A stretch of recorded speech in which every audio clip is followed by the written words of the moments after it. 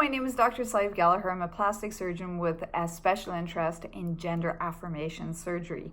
So this is a much requested video and I'm hoping to clear up some of the confusion and talk to you guys more about what scrotoplasty is, or scrotectomy.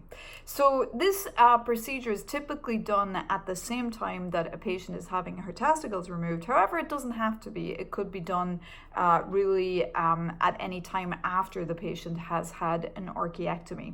And basically what it means is usually when we remove the testicles, we leave behind the scrotal skin.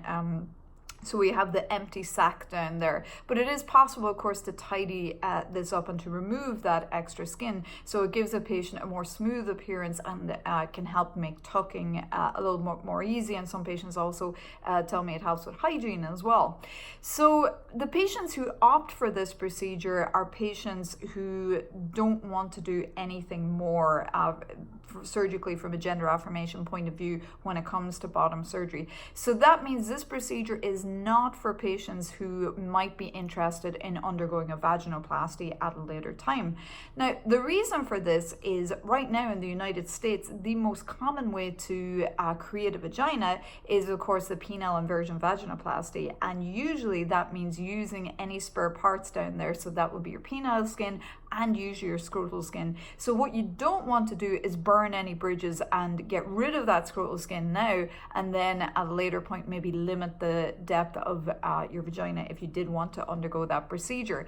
So that is an important point to realize, that this surgery is certainly not for all patients because we don't want to get rid of any potentially useful spare parts.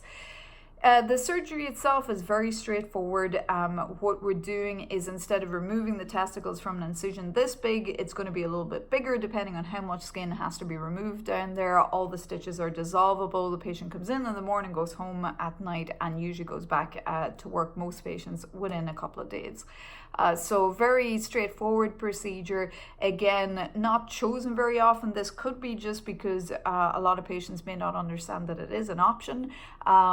But again, it is a straightforward one. And when we talk about the complexity of bottom surgery, which we've done in previous videos, we kind of have orchiectomy at the top, orchiectomy with scrotoplasty, and then maybe zero depth and vaginoplasty when it comes to complexity. But for some patients, it's a wonderful procedure. My patients who have undergone it don't necessarily consider themselves any less feminine, but that's all they need or want to do.